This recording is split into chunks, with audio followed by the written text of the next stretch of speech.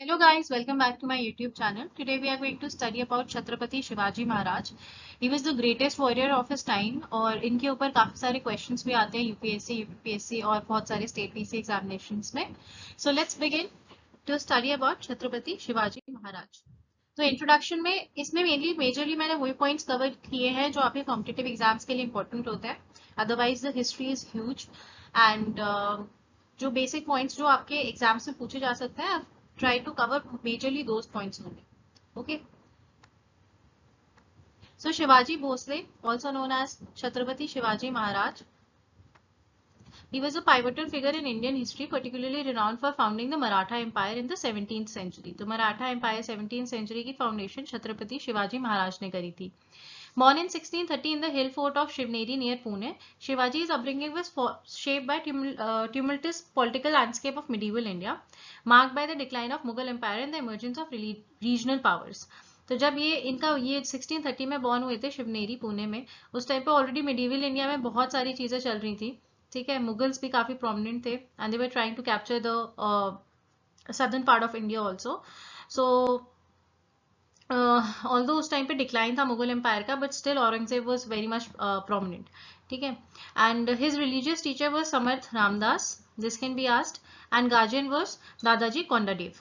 ठीक है, तो ये बेसिक चीजें जो इंपॉर्टेंट वाली हैं वो मैं मार्क करती जा रही हूँ.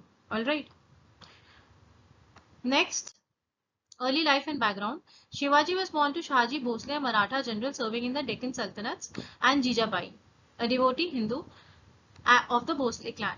His upbringing under his mother's influence instilled in him a deep sense of religious piety and keen interest in the politics of the time. From an early age, Shivaji showed leadership qualities and a strategic mindset that would later define his military campaigns. ठीक है, foundation of the Maratha Empire. In 1645, at the age of 16, Shivaji launched his first military campaign by capturing Tona Fort, marking the beginning of his efforts to establish an independent Maratha kingdom. ठीक है, इनका basic M यही था कि इनको अपना kingdom, क्योंकि उस टाइम पे मिडिवल इंडिया में बहुत सारी रीजनल पार्टीज जन्म ले रही थी. तो जब शिवाजी बॉर्न हुए थे, सो ही वांटेड कि मराठा किंगडम अलग सिर्फ मराठास का हो, एंड इसके लिए ये बहुत सारी टैक्टिक्स यूज किया करते थे. And he was like a very prominent warrior since his childhood days. ठीक है, over the next decade he gradually expanded his territory by capturing forts in the western Ghats, including Rajgarh and Pratapgarh. और कौन से forts capture किए? राजगढ़ और Pratapgarh. इम्प्लॉइंग guerrilla warfare techniques, ये तो सबको ही पता होगा कि गुरिल्ला वॉरफेयर टेक्निक्स जो थी मराठा किंगडम में शिवाजी महाराज ने बहुत इनका यूज किया था. That were effective against larger and more established powers, क्योंकि ये लोग इस तरीके से टेक्निक्स का यूज करते थे कि किसी को पता ही नहीं चलता था कि कहाँ से कोई भी आपके ऊपर अटैक हो रहा है. तो guerrilla warfare techniques were very prominent, and that was a very important warfare technique which were used by Shivaji Maharaj and later on in the Maratha kingdom.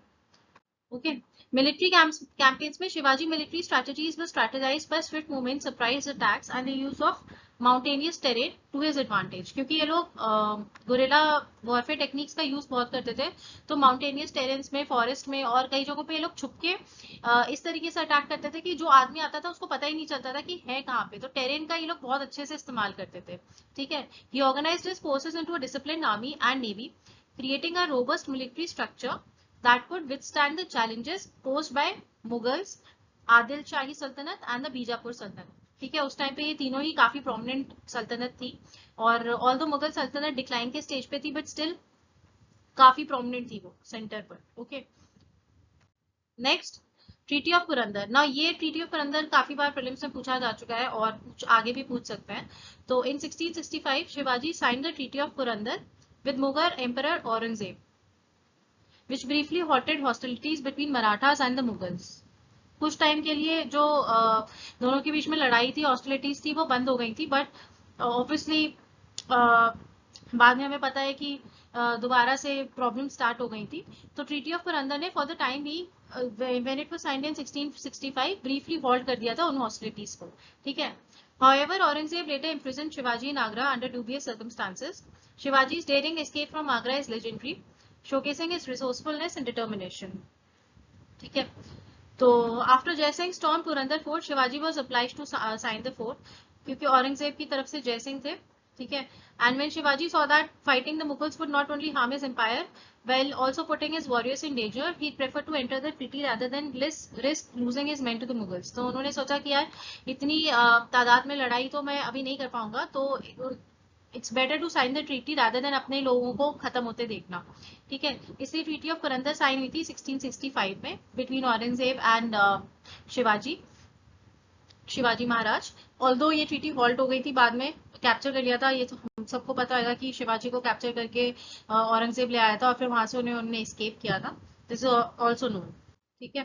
Under the treaty of Purandar Shivaji Maharaj ceded 23 forts to the Mughal. अब treaty of Purandar के अंदर था क्या, ये important है।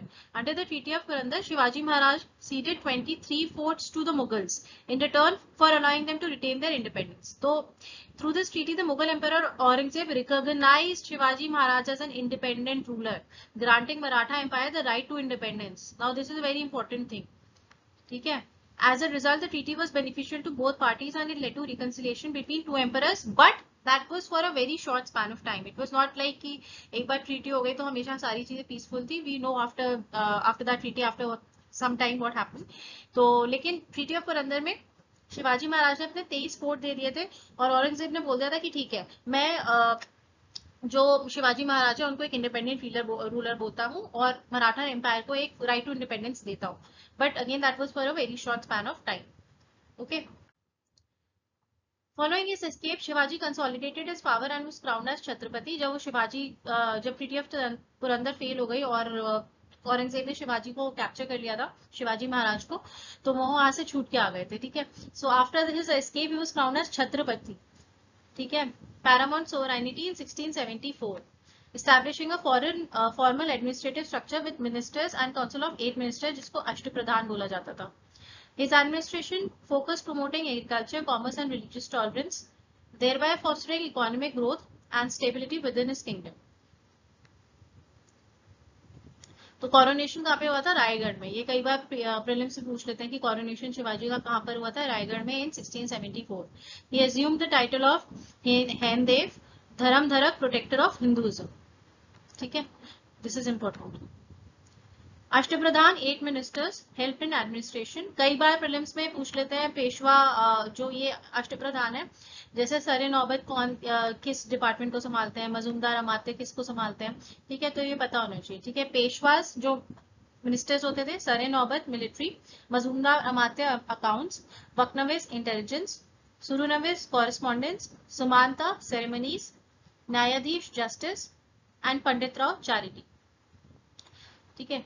तो अगर prelims में आएगा तो मेजरली यही क्वेश्चन आएगा कि कॉरोनेशन कहाँ पर हुआ था, और अष्टप्रधान में 8 मिनिस्टर्स के नाम आप मैच करो कि अकाउंट्स का कौन देखते थे, मिलिट्री का कौन देखते थे, एंड ठीक है। सो सक्सेसर्स ऑफ शिवाजी बस Sambhaji, Rajaram and Shahu.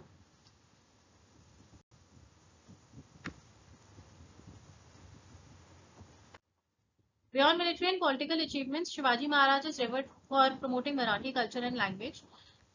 And he patronized scholars, saints and artists, contributing to the cultural renaissance in Maharashtra. His policies of religious tolerance and respect for all faiths earned him admiration amongst his subjects, who saw him just as a just and equitable ruler. ठीक है, तो ये शिवाजी महाराज के बारे में मैंने brief में बनाया है, बट अगर पूरी डिटेल में बनाऊंगी तो video will be very long, and I've just covered most of the points that can be asked in the competitive examinations. So guys, please do like, share and subscribe to my YouTube channel. Thank you so much.